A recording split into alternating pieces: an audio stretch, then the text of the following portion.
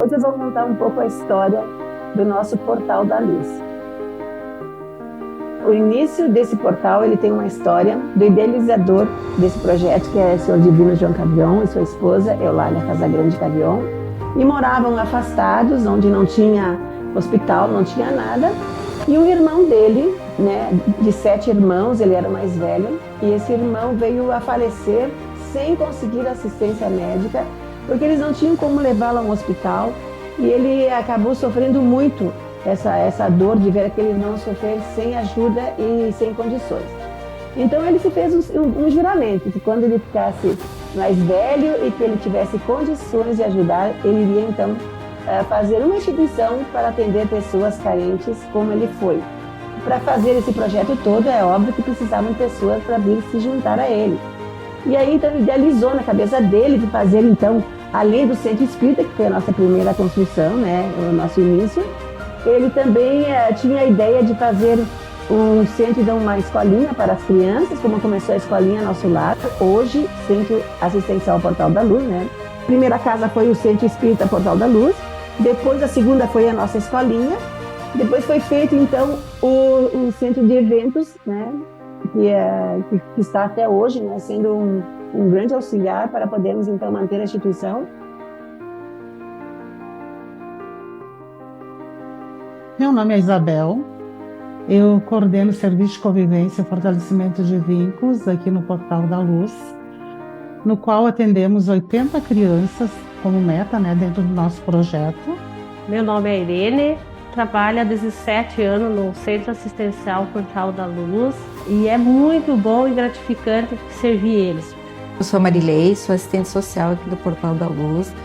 A relação que eu tenho com as crianças aqui é de muito amor. Então, para nós, isso é muito gratificante. Quando a gente sabe que a gente conseguiu mudar, transformar alguma coisa, esse é o nosso trabalho, é por isso que a gente está aqui, por eles.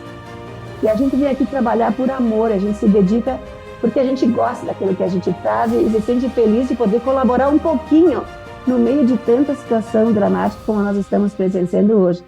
E que Deus abençoe toda essa família Portal da Luz, todas as pessoas que por aqui passaram. Foram muitas que deixaram o seu legado. Um abraço a todos e continue prestigiando o Portal da Luz. Venham nos conhecer, venham conhecer o trabalho.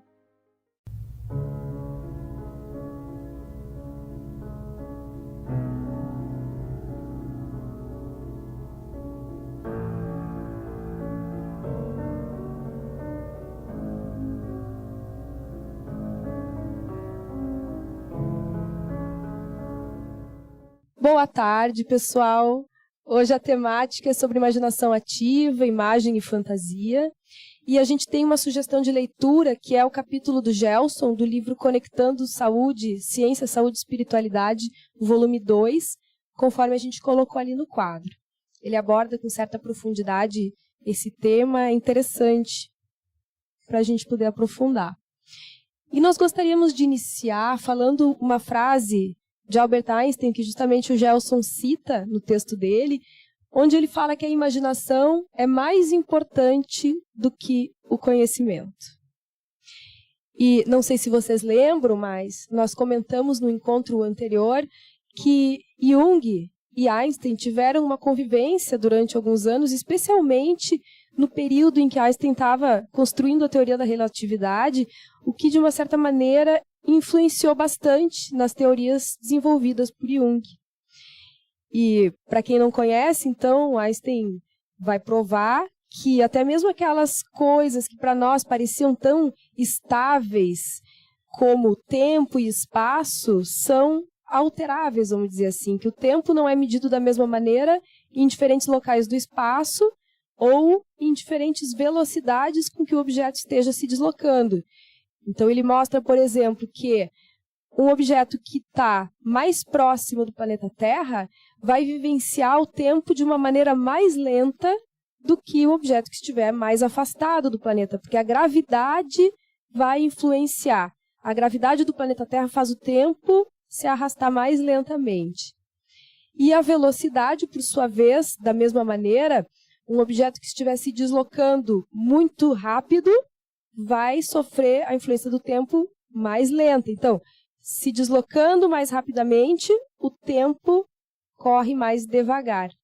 Stephen Hawking vai falar do paradoxo dos gêmeos. Vocês já devem ter ouvido falar. Se a gente pudesse imaginar, por exemplo, 2 irmãos gêmeos, o Gelson e o Gilson. Um fosse viver no topo de uma montanha e o outro no nível do mar. Aquele que passou anos vivendo no topo da montanha, ele vai envelhecer mais rápido do que aquele que está no nível do mar. Só que a diferença seria imperceptível para a gente aqui, os dois no planeta Terra. Mas se um deles pegasse uma nave espacial e fosse viajar numa velocidade muito alta, próxima à velocidade da luz, quando ele voltasse, ele estaria muito mais jovem do que aquele que ficou na Terra, porque o tempo em alta velocidade estaria transcorrendo mais devagar. Então, todos os relógios biológicos, circulação sanguínea, batida cardíaca, ondas cerebrais, estariam funcionando de uma maneira mais lenta do que aquele que ficou na Terra. Então, essas questões, assim, que para nós sempre foram tão firmes, né, o tempo correndo de uma determinada maneira, e aí a gente passa a ver que nem isso tem uma estabilidade tão grande para a gente, o tempo é relativo, o espaço é relativo, e depois a gente tem isso pensando no macro, depois a gente tem a física que estuda o micro, a física quântica, que vai nos trazer questões também que nos deixam perplexos, como a questão do vazio da matéria. Ao estudar as partículas subatômicas, a gente vai perceber que mesmo a matéria mais sólida, na verdade, ela é composta por enormes espaços vazios, porque é como se fossem as hélices de um ventilador. As partículas subatômicas se movimentam rapidamente, dando à matéria um aspecto sólido. O ventilador, quando ele está girando, faz com que a gente, olhando, enxergue um disco, é aparentemente um disco. Mas quando ele está parado, a gente percebe que tem hélices e tem espaços vazios. Se as partículas parassem de se movimentar, a gente veria que a matéria é composta por imensos espaços vazios. Então, tudo isso que nos parecia tão sólido, né, a gente começa a questionar e a ver de uma outra maneira. E o Jung vai dizer que psique e matéria se relacionam em uma certa instância. Porque, às vezes, a gente, em psicologia, tem a tendência a estudar o psiquismo como se tivesse um funcionamento e não se relacionasse diretamente com as coisas da vida física da matéria. E, em uma certa instância, se relacionam. Né? O Alexandre, fica à vontade para roubar o microfone da minha mão, tá? Eu passo para ti daqui a pouquinho. Então, tá bom.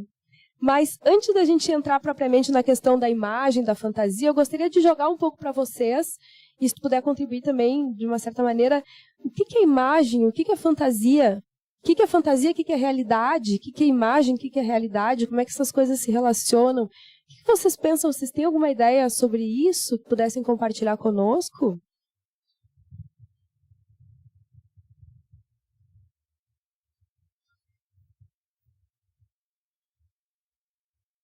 A Michele começa com uma explicação de física, né? E a gente fica um pouco encabulado, né? Eu fiquei pensando, tomara que ela não passe para mim esse microfone. Mas isso tem a ver, né, com aquilo que nós começamos já na aula passada, quando falamos de pensamento e sentimento, dentro daquela concepção de que, segundo Emmanuel, André Luiz e a Joana de Ângeles corrobora isso, pensamento é matéria, a um outro nível dimensional ainda imperceptível aos aparelhos materiais.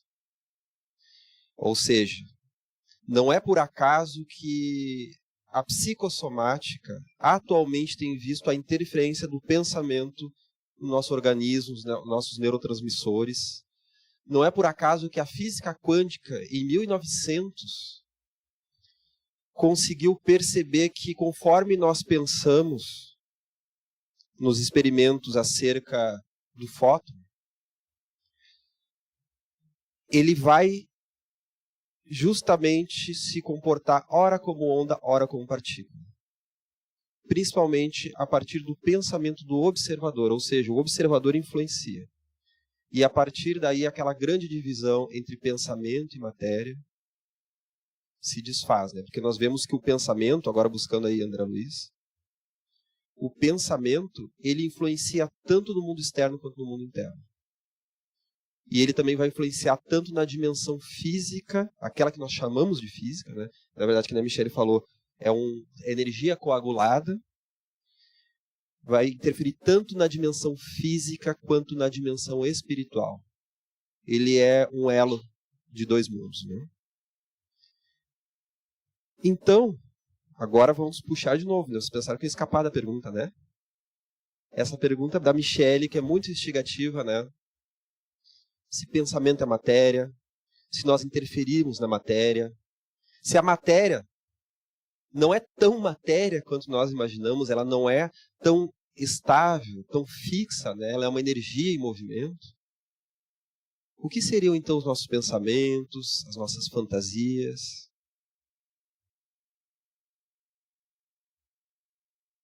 Eu só peço uma delicadeza que vocês respondam com a boca, por causa que a telepatia, depois do almoço, não funciona.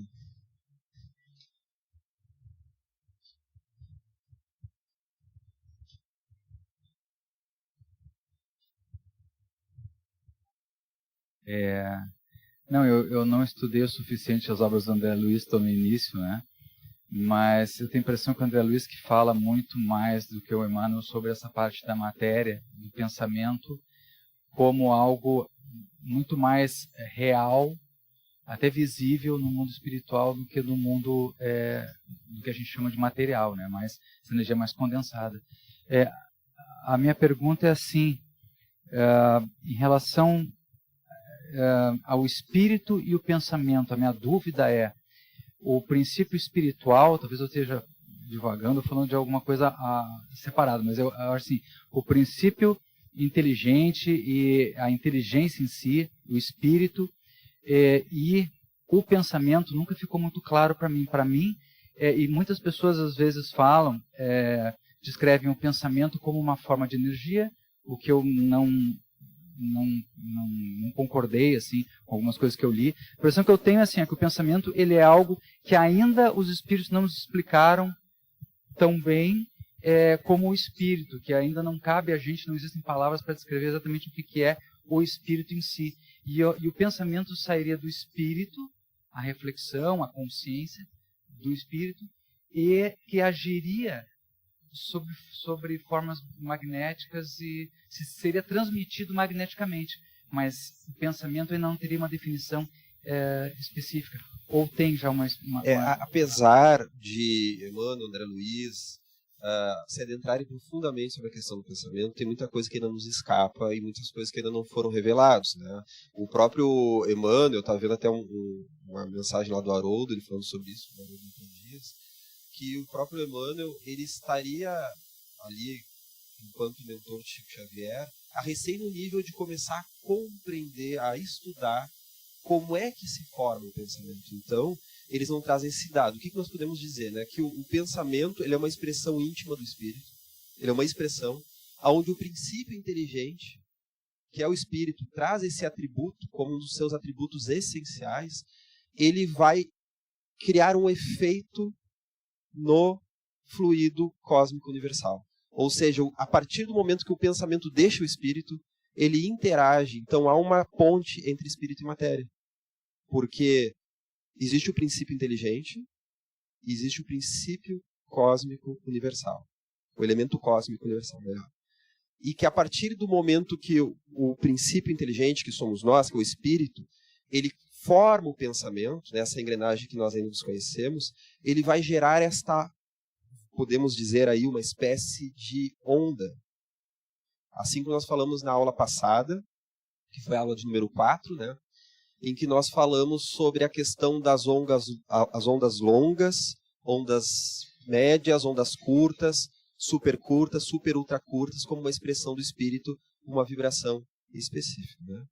Então, nós podemos dizer que o pensamento, ele também é vida, ele também é realidade. Nós também falamos isso na aula passada, né? Mas tem tudo a ver com essa aula de hoje também. Que o espírito, ele trabalha o tempo inteiro e ele cria realidades o tempo inteiro. Desde realidades externas quanto internas.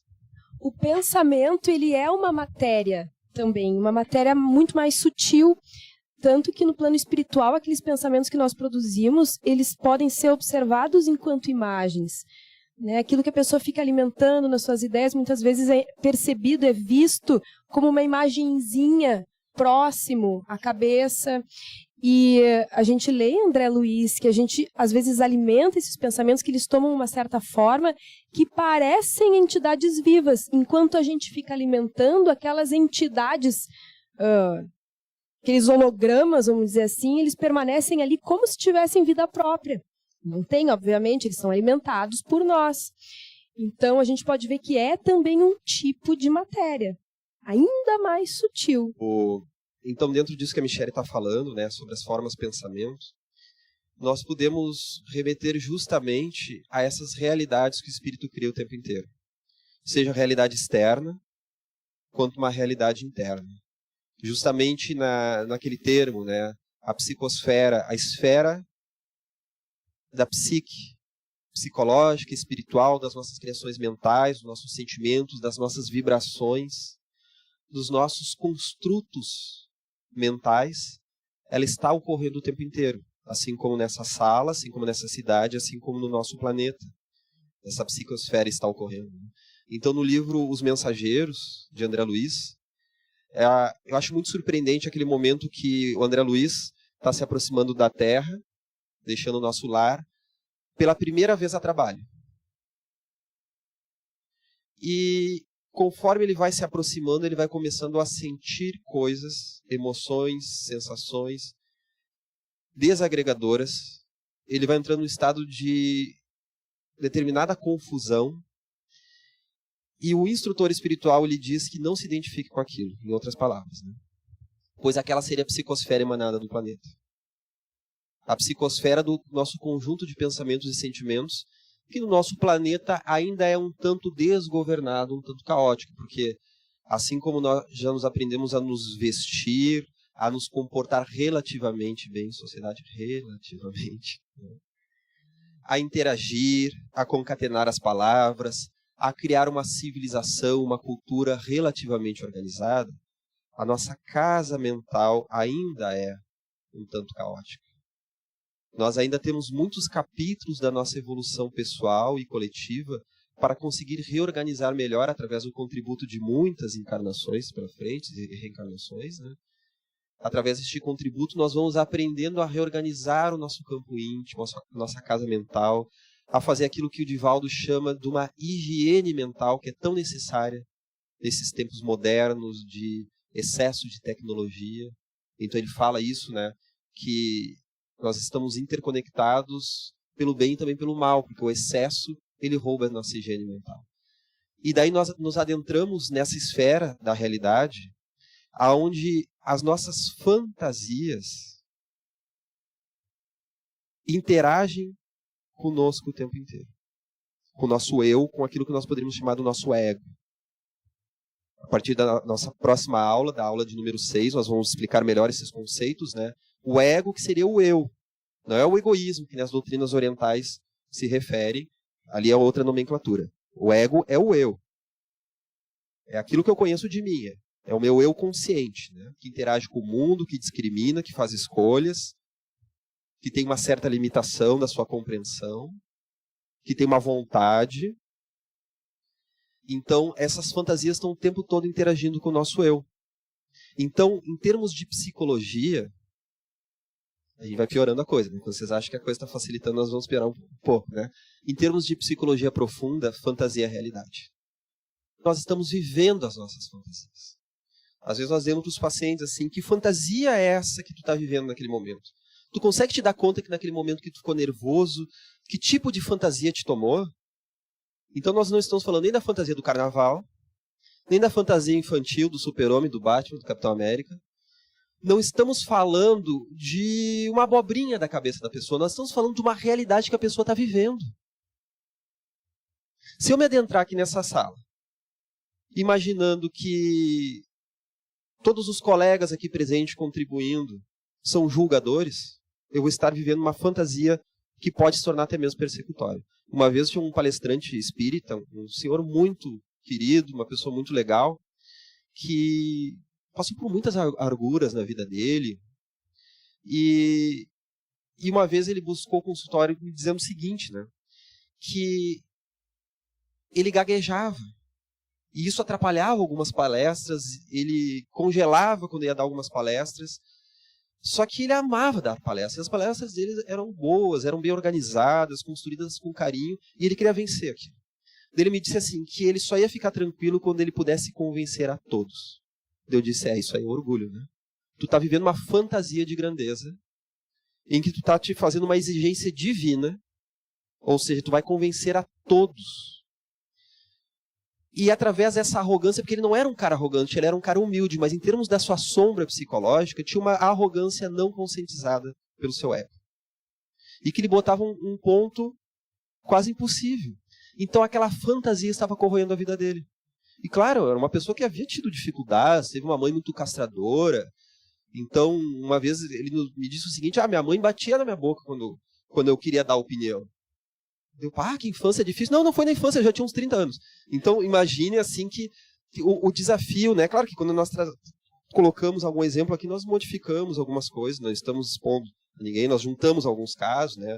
Até o público também possa assistir em casa com tranquilidade, né? Mas nós estamos trazendo aí alguns tipos de vivências de algumas pessoas que passaram por isso, em que a pessoa, então, buscando superar esse trauma, essa dificuldade, né? Tendo imbuído de uma boa vontade, também estava imbuído de uma demanda de um complexo psicológico desagregado. Nós vamos também estudar os complexos a partir da próxima aula, né? Vai ser uma aula bem especial de teoria psicológica e espiritual. As fantasias, elas são realidades internas. E são tão importantes quanto, porque a gente vai se relacionar com a realidade externa a partir disso. E as imagens, daria para a gente dizer que elas sintetizam uma série de experiências, porque elas juntam assim elementos da percepção, elementos da emoção, e naquela figura, né, ali vai estar sintetizado, então, toda uma vivência também. Então, imagem e fantasia têm essa importância. Por isso que se diz que, do ponto de vista espiritual, a imaginação é a força criadora do espírito. Né, vindo de encontro com essa colocação do Einstein. Tu citasse o André Luiz, eu anotei até uma passagem aqui do livro Nos Domínios da Mediunidade, onde ele fala sobre a criação mental. Olha só como é que ele diz. Tudo o que existe dentro da natureza é a ideia exteriorizada. O universo é a projeção da mente divina. E a Terra, qual a conheceis em seu conteúdo político e social, é produto da mente humana. Tudo parte de uma imagem para depois se tornar essa realidade objetiva que a gente percebe, né? Ele continua, civilizações e povos, culturas e experiências constituem formas de pensamento, através das quais evoluímos incessantemente para esferas mais altas. Então a importância disso, né? Jung, no livro Psicologia e Religião Oriental, justamente traçando a diferença entre o Oriente Clássico e o Ocidente Clássico, porque o Oriente e o Ocidente hoje estão muito misturados, né? A cultura oriental é muito industrializada, mas traçando então essa distinção, ele vai nos falar que geralmente o oriental é mais introvertido e dando maior atenção ao mundo interno, enquanto o ocidental está excessivamente ligado no externo. E é claro que são vivências complementares e que na nossa evolução nós precisamos de ambas, né? E ele vai dizer justamente isso, né? Que antes de haver a bomba, como ele fala no caso da bomba atômica, existia a ideia da bomba. Então, essa ideia, ela já está gerando uma transformação da realidade. Antes de existir o projeto Manhattan, por exemplo, que criou a bomba atômica, havia a ideia de uma bomba atômica. Então, a partir do mundo das ideias, falando grosseiramente, que o mundo das ideias é um conceito platônico mais profundo, né? Mas a partir do mundo das ideias, foi surgindo a ideia de uma bomba que começou a causar uma modificação justamente na organização social, porque depois se criou essa bomba, e essa bomba deu início ao período nuclear e à Guerra Fria. Não por acaso, um dos motivos de ter se bombardeado o Japão são motivos teóricos apenas, né? O Japão já estava vencido no final da Segunda Guerra Mundial. Há 3 hipóteses desse bombardeamento. Primeiro, não deixar que os soviéticos se adentrem no Japão. Eles iam se adentrar logo em breve, já estavam na China. Segundo, dar um recado aos soviéticos. E terceiro, que é a hipótese menor, de que o Japão, já tendo 5 aceleradores de partículas naquele momento, o medo que o Japão tivesse a bomba. Ou seja, vem como a ideia, até a ideia, por exemplo, da bomba, faz com que um país deixe de invadir ou invada outro. Como essa ameaça que não está só naquele produto, está na psicosfera. E aí, quando há as nossas tragédias, né, seja no exterior, seja no Brasil, nós devemos que cuidar muito que tipo de pensamento nós emanamos. Há muitos médiuns ostensivos que nos grupos mediúnicos relatam que, por exemplo, aqueles meninos na caverna, foi em qual país? Tailândia, né? Isso, na Tailândia, os meninos na caverna, então o mundo se comoveu, foi algo muito bonito, a comoção mundial, a caridade de muitas pessoas, a preocupação. Porém, não quer dizer que todos os sinais, todas as vibrações eram vibrações elevadas, porque havia o desespero. Havia o coitadismo que muitas vezes nós envolvemos, né? Porque nós temos aquela dificuldade, né? Nós temos uma dificuldade de ter empatia e nos compadecer sem vitimizar e catastrofizar. Se eu vou fazer uma oração para uma pessoa, o fulano de tal é um drogadito. Deus auxilia o fulano. Ele é um desgraçadinho. Ele está estragando a vida dele. Olha o estado que ele está. Só vai afundar daqui para frente. Tá, eu estou orando, eu estou obsediando a pessoa, né? Eu não estou orando assim, Deus, na tua capacidade maior, no teu amor que compreende as dificuldades que todos carregamos. Perdoa aquele nosso irmão. Ele não se conhece, ele não sabe o que está acontecendo. Auxilia ele a tomar maiores responsabilidades, porque ele tem o princípio divino que tu colocastes dentro dele. Aí nós estamos puxando os atributos de Deus, estamos contando com ele, né? Vem que essa nossa fantasia, ela está então criando ao tempo inteiro. Né? Algumas pessoas muitas vezes vitimizadas, tomadas por um complexo, uma pessoa com uma inferioridade muito grande, ela pode carregar junto de si um grande ditador que está sempre projetado no outro. A pessoa é uma vítima de tudo, é uma coitada. É frágil. Pode haver dor ali verdadeira. Pode haver injustiças que ela esteja passando, mas no momento em que ela assume essa fantasia como um eixo central da sua vida mental, ela passa a carregar consigo um eterno agressor que não está sendo diluído. E ela vai sacar esse agressor quando ela realmente é agredida e quando ela hipoteticamente é agredida. Então uma pessoa coloca uma palavra um pouco mais ríspida. Ah, está me perseguindo. Está pegando no meu pé. É aí que algumas divisões vão se diluindo entre vítima e agressor. Naquilo que Jung já falava, que na Primeira e Segunda Guerra Mundial houve uma projeção maciça da sombra no outro, como eu já comentei em outras aulas, né? Ele fala Votan, a besta loira, lá da mitologia nórdica, né? Veio do lado inconsciente onde se encontrava, falando então que o ser humano começa a sacrificar no outro o que não foi sacrificado em si. Ou seja, em vez de resolver no mundo da fantasia, do inconsciente, dos pensamentos, dos sentimentos, essa fantasia se tornou literal. Entrar em contato com esses elementos que fazem parte de nós mesmos. Onde está esse ditador dentro de mim? Como perceber que ele existe? Porque muitas vezes, quando a gente funciona dessa maneira que o Alexandre está colocando como exemplo, quando a gente projeta para fora, é quando a gente não está podendo reconhecer esses elementos dentro de nós. Eles são inconscientes. Então, o Jung foi percebendo formas de se relacionar com o inconsciente. E uma delas é o que ele chamou de imaginação ativa. Ele percebeu que poder lidar com alguns elementos do inconsciente de maneira consciente, de maneira desperta, poder conversar com algumas imagens produzidas pela nossa mente, trazia mais conhecimento sobre nós mesmos e trazia também a possibilidade de um amadurecimento da personalidade.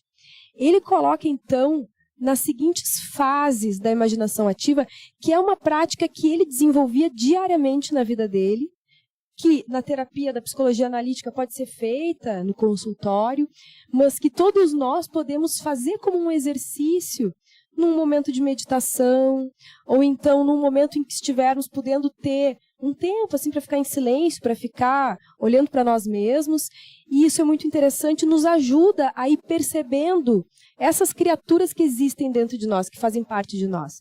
Então, o primeiro momento seria esvaziar a consciência do ego. Aquele princípio básico de qualquer meditação, que é poder estar no momento relaxado assim e deixar aquele fluxo de pensamentos do ego passarem. Não se fixar em nenhum deles. Não brigar com o pensamento, não querer que o pensamento se afaste, sai daqui, não quero pensar nisso, mas também não tomar o pensamento para resolver ele naquele momento. Não, o pensamento que vem, deixa passar. O pensamento que vem, deixa passar.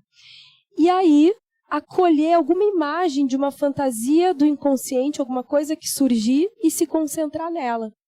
Pode ser qualquer coisa. Pode ser uma parte do corpo.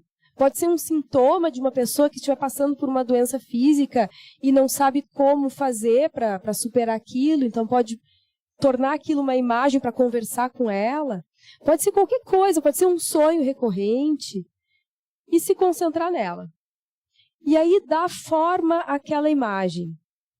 Ao longo de alguns dias, por exemplo, pintar ela, ou escrever sobre ela, esculpir, dançar, compor uma música, ou simplesmente conversando com aquela imagem, dando uma forma para aquilo. E ouvir, porque daí a gente começa dentro dessa fantasia, né, se a gente começa a brincar disso, vem a imagem, por exemplo, bota uma forma lá de uma árvore, ou de uma pessoa que está falando com a gente, de um homem, de uma mulher, de uma criança, de um velho, e aí conversar e ver o que o nosso inconsciente joga. Né, se eu perguntar tal coisa, o que aquela imagem me responde? E ficar brincando. São pensamentos nossos, fluxos de fantasia, que a gente vai vendo o que sai daquilo ali. E a gente se surpreende muitas vezes, porque a gente começa a ver, descobrir coisas de nós mesmos, se a gente estiver atentos a isso. E aí, mais adiante, poder se confrontar moralmente, né, se dizer, colocar o ego presente, para poder então se questionar a respeito daquilo, poder se dar conta desse ditador que existe dentro de mim, e que por isso eu projeto no outro, e por isso eu me torno uma pessoa muito insegura, muito, né, encolhida, de medo desse ditador que na verdade está dentro de mim, poder se confrontar com isso. E por último, aplicar na vida cotidiana o que se aprendeu na imaginação ativa. Então poder recolher essas projeções, por exemplo, cada vez que eu estiver brigando com o outro, porque eu estou achando o outro autoritário, estou pegando o teu exemplo, tá? Poder recolher essas projeções e ao invés de brigar com o outro, poder se concentrar em si. A Von Franz, que é uma discípula do Jung, ela traz um exemplo e que aí nos leva também a questionar a coisa dos pensamentos, de como a gente tem que ter um certo cuidado para não tornar a imaginação ativa uma magia negra, por exemplo.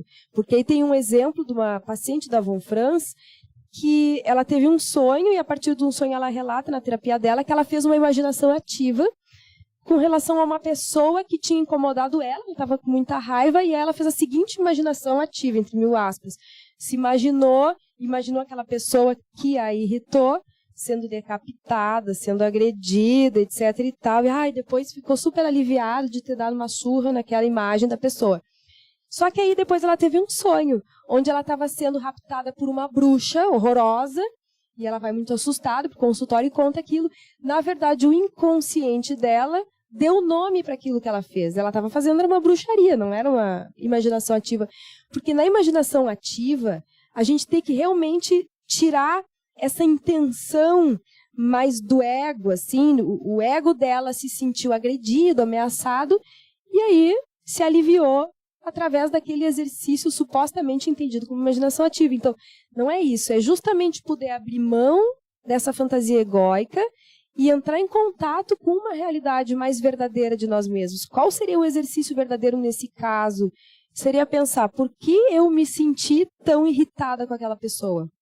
Quem em mim se sentiu agredida e irritada? E aí poder dar forma a isso, e não pegar aquela pessoa que me irritou e dar uma surra nela. Então isso é importante, a gente ter um certo cuidado, de ter essa franqueza, essa sinceridade conosco mesmos. Né, de poder olhar aquele que se irritou dentro de mim. E não simplesmente pegar a pessoa que nos provocou aquela reação e lidar com aquilo exteriorizado, porque daí também não adianta, né? Se a pessoa que tem um ego muito inflado, assim, ela vai conseguir enxergar isso? Existe algum trabalho que possa ser feito psicologicamente com ela? Ela precisa justamente fazer esse trabalho, porque o nosso ego vai querer atrapalhar a experiência o tempo inteiro. Porque justamente nessa imaginação ativa, nós vamos usar 2 princípios. O nosso ego consciente e um olhar atento para os produtos que vão surgir do inconsciente. Então, é aquilo que o Jung chama de trabalhar a nossa função transcendente. Função transcendente é um termo que ele utiliza para falar justamente de um estado de atenção, de respeito ao inconsciente, em que o nosso ego, que é diretivo, o nosso ego que acaba querendo controlar as situações, ele se coloque numa posição mais atenta, mais reverenciadora do inconsciente, para conseguir observar quais são aqueles símbolos, seja símbolos sadios ou dolorosos, que estão surgindo do nosso inconsciente. Que tipo de material está ali?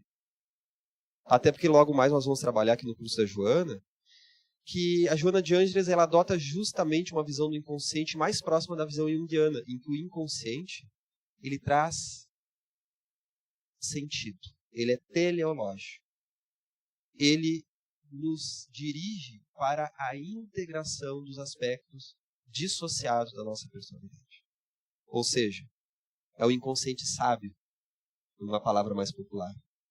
Então, estar atento a estes símbolos é construtivo. Então, por isso que numa técnica como essa, né, de visualização e de imaginação ativa, muitas vezes, tu imagina então que tu estás num campo, e então pode se guiar assim, então ali naquele campo tem um sol que está te aquecendo, mas também tem que ter um espaço para a pessoa trazer uns outros elementos.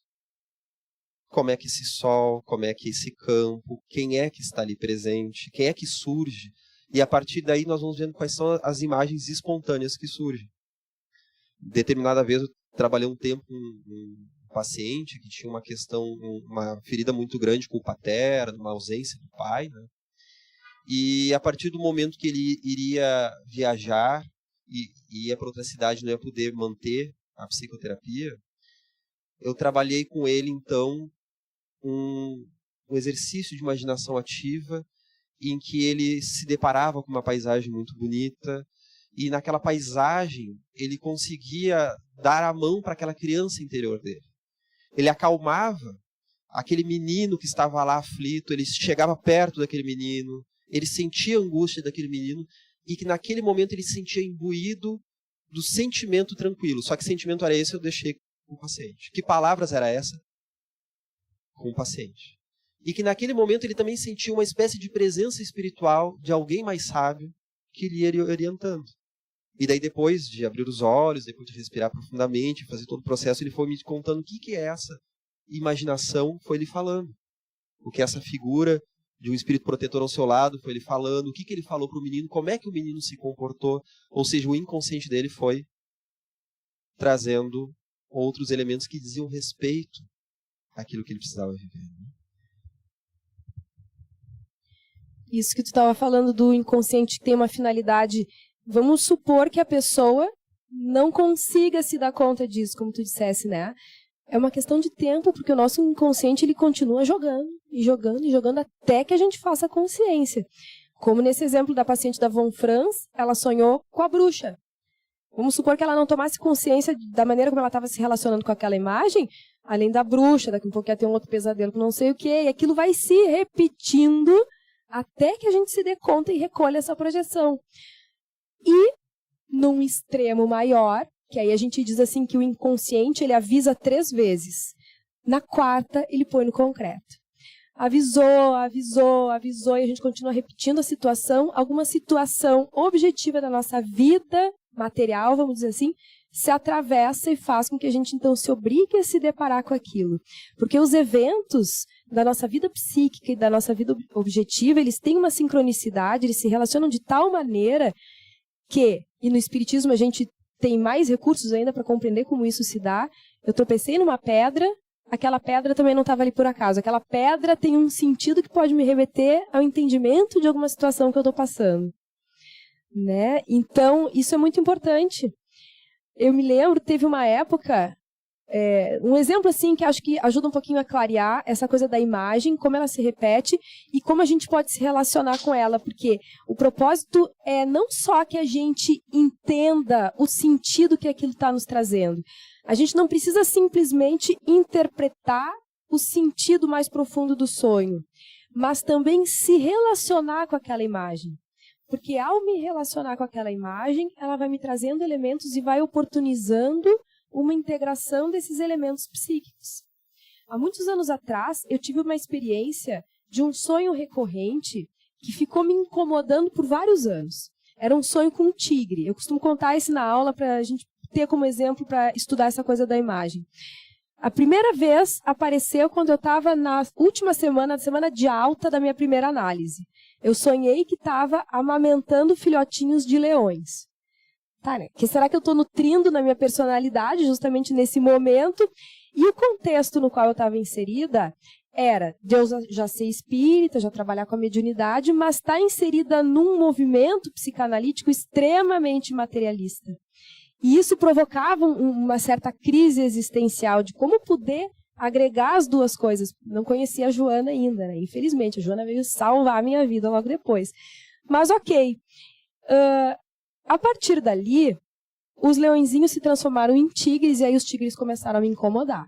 E eu comecei a sonhar recorrentemente com tigres que me ameaçavam, de quem eu tinha que fugir, até que eu tive a brilhante ideia de planejar. A próxima vez que eu sonhar com esse tigre, ele vai ver. E não foi por menos, eu sonhei com o tigre e dei um tiro de arma de fogo dentro da boca dele, no momento que ele vinha me abocanhar, assim. Parei de sonhar por algum tempo. Aí a ilusão, né? Que interessante, acho que alguma coisa deu certo. Que nada, eu tive que lidar com um período, assim, de momentos de ansiedade extremas, muito desconfortáveis. O tigre apareceu dessa outra maneira, né? Já que eu escorracei ele, não pude entender, não pude acolher e nem integrar. Tá bom. Aí, tempo adiante, eu iniciei a minha nova análise, uma análise aí na psicologia analítica de Jung. A gente começou a fazer um trabalho um pouquinho diferente. E o tigre continuava aparecendo, incomodando. Aí eu sonhei com aquele tigre andando comigo. Eu já trabalhava no Hospital Espírita de Porto Alegre, que é um hospital psiquiátrico, para quem não conhece em casa. O tigre estava na coleira, caminhando comigo nos corredores do hospital psiquiátrico. Já assim, podendo me proteger. Era uma sensação de proteção, ainda que era aquele animal assim, agressivo, né? Até que, por fim, podendo entender um pouco mais em análise também, aquele tigre como elementos do feminino que o felino representa e também elementos da agressividade que todos nós temos, mas que precisam estar integrados de tal forma que nos sejam úteis, assim como a imagem daquele tigre me protegendo no hospital. Aí, no finalzinho, ele apareceu como uma imagem, como se fosse num banner grande na entrada das escadarias lá do hospital, e depois como ornamentos femininos eram uns brinquinhos de tigre. E aí eu me aproximei daqueles elementos de uma maneira, então, que não era mais tão ameaçadora, e ele parou de aparecer. Então, isso é um exemplo de como a gente se relacionar com a imagem, não que necessariamente precise ser uma imagem vivenciada ao longo de vários anos, como foi no meu caso, isso aí foi ao cabo de mais de 10 anos, mas daqui um pouco assim, numa experiência de uma meditação, alguma imagem que apareça. Eu já tive em casos de pacientes, uma imagem que aparecia nas meditações dela várias vezes, depois aquilo ia sendo integrado. Então, a gente pode ter as mais variadas formas e exemplos de vivenciar isso. Mas a ideia principal é isso, que a gente possa se relacionar, conversar, dialogar, acolher aquela imagem, mesmo que ela seja incômoda num primeiro momento. Até porque se a gente não acolher, né, vejamos que a imaginação ativa, ela não é assim uma fantasia da cabeça da Joana, do Jung e de outros terapeutas. Ela é um processo que ocorre através desse processo de fantasiar que estávamos falando antes. Então, por exemplo, muitas vezes o hipocondríaco ele está usando imaginação ativa sem saber. Ele está usando esse mesmo mecanismo da imaginação ativa. Porque muitas vezes o hipocondríaco, né, tem um que está sempre com dor no estômago e está imaginando que está com aquela questão no estômago. Às vezes a pessoa tem uma questão no pulmão ou no útero e tem ali uma questão, mas eu acho que o meu útero está assim e está frágil. E eu também acho que a minha cabeça, eu posso ter um AVC a qualquer momento e a pessoa faz tudo que é exame e não aparece nada. Mas eu tenho uma ideia de que a qualquer momento vai surgir, então às vezes traz um elemento simbólico ali, presente. A questão do materno, a questão da respiração, a questão da imunidade, às vezes um sentimento de fragilidade, que como a pessoa não está conseguindo se dar conta disso, e que a Michelle falou, não se dá conta racional. Então quer dizer que é porque alguém puxou a minha saia do jardim da infância e eu recalquei, então hoje não. Às vezes a informação, a interpretação, ela ajuda só a ter uma parte, né? Mas é a gente se confrontar com esse conteúdo, com essa energia que está dentro de nós, né? Essa energia, eu digo no sentido assim, essa emoção, essa energia psíquica, essa libido, essa energia psíquica que está presa no trauma, no complexo, e que muitas vezes vem através, então, dessas imaginações, né? Senão a gente ia que nem no analista de Bagé, que dizia ali, né? Então a pessoa entendeu o que aconteceu, a partir de hoje o paciente está curado e odeia a mãe. Né? Então, naquelas interpretações, né? Talvez quem esteja assistindo em casa não saiba, o analista de Bagé é uma figura literária aqui do Rio Grande do Sul, né?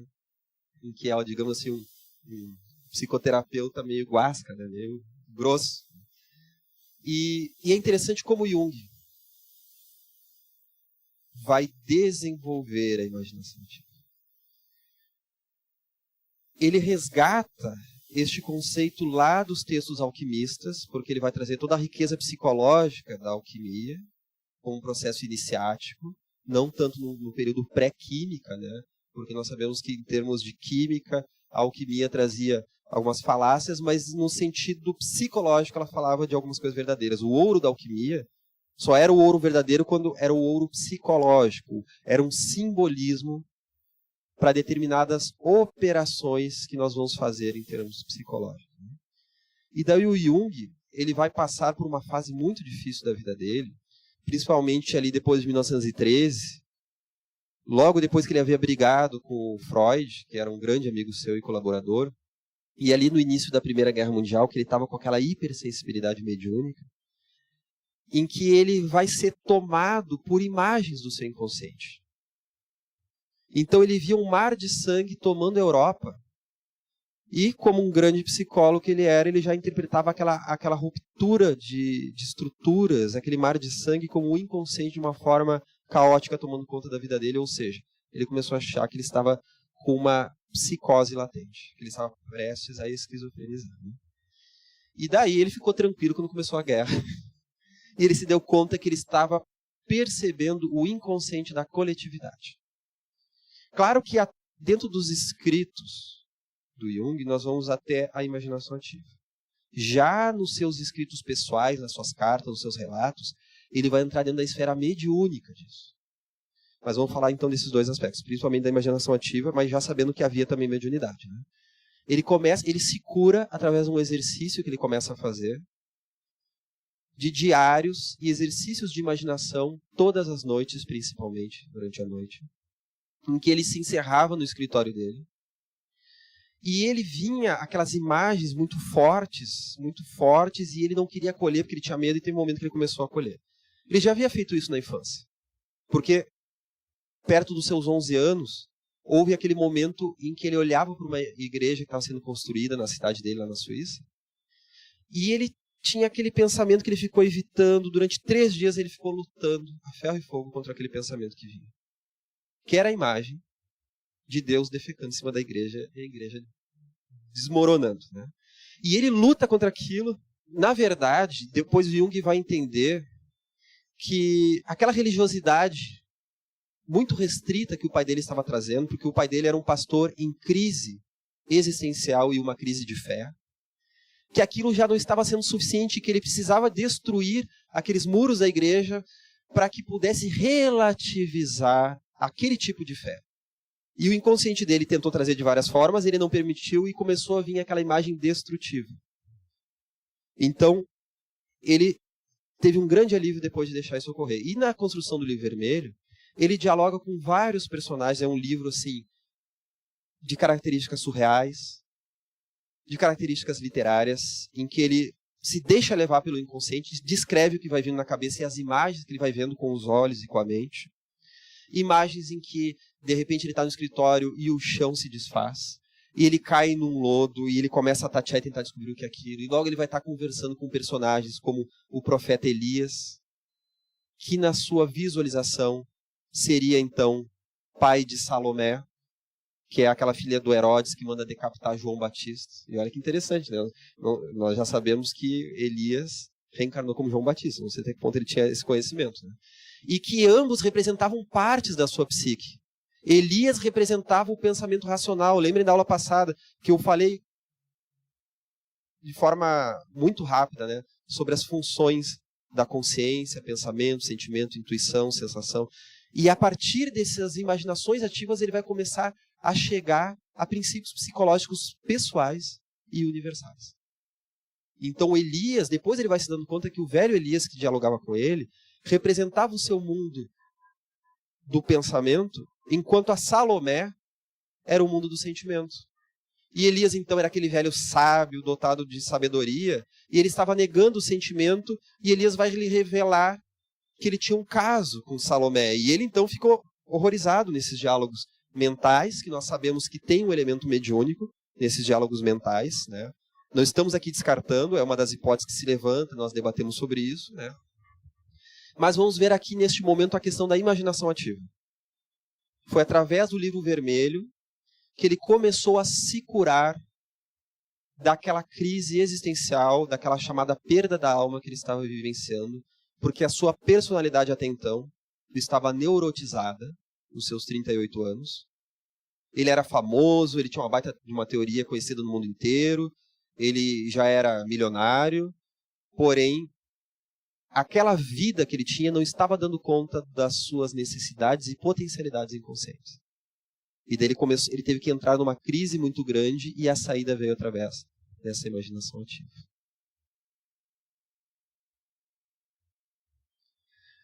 Dentro da história, não foi apenas Jung. Vários outros autores, escritores, também se utilizavam disso. E olha bem, ele dizia que ele se utilizava não só dessas imagens, como da escrita automática. E nós sabemos o que escrita automática significa no espiritismo, né? Psicografia. Por isso aí a hipótese mediúnica, que ele fala muito nas suas cartas, de que os seus contatos com Philemon, que vinha através da imaginação ativa, que era um velho sábio, que representava esse arquétipo do velho sábio, conversava com ele no quintal. Ele fala então da imaginação ativa nas suas obras e nas cartas, nos seus diálogos, até com um amigo do Gandhi, né, que foi visitar ele. Ele fala da hipótese de Philemon como um guia espiritual.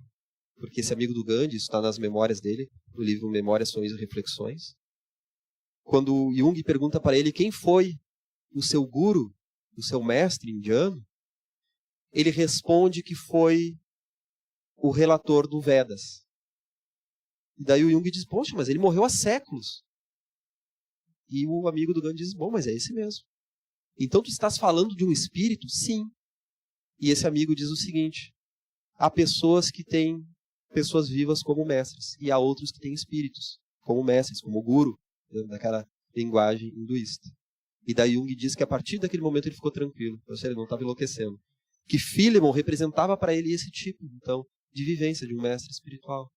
E que ele não havia exorbitado a experiência humana, mas ele havia justamente vivido um tipo de preocupação análoga, um tipo de vivência análoga a pessoas que têm preocupações semelhantes, né?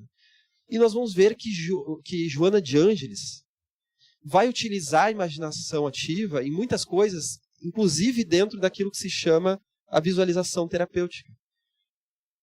Porque justamente vai ser o médium Divaldo Franco, vai ser também o trabalhador espírita Nilson de Souza, que vão em momentos de debilidade orgânica se utilizar de processos de visualização para se curar. Porque o Nilson, ele teve um câncer, não apenas aquele último que ele desencarnou, mas isso há décadas atrás.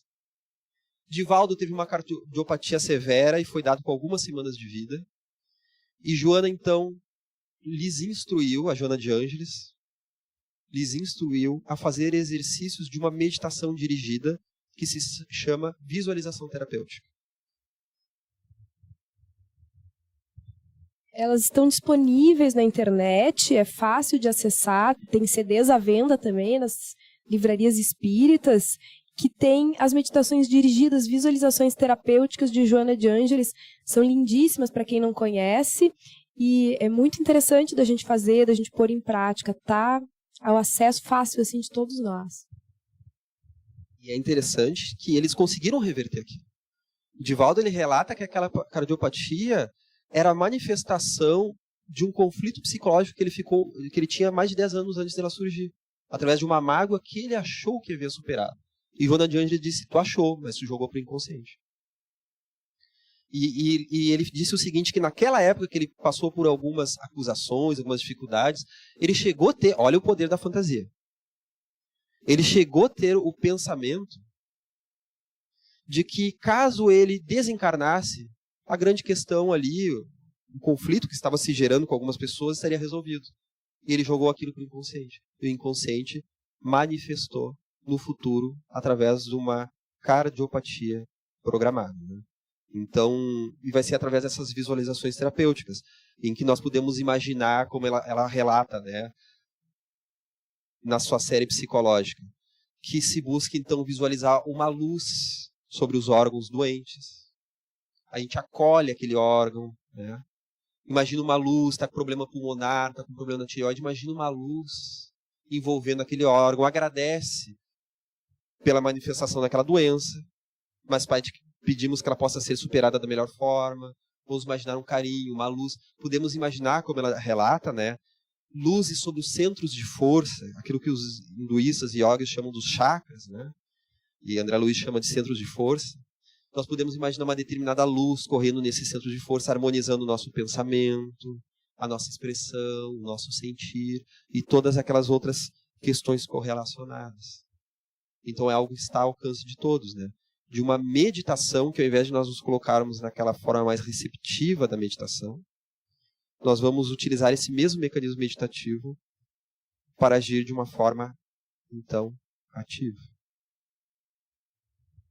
Então vejamos o poder que há justamente essa esfera da fantasia e da criação.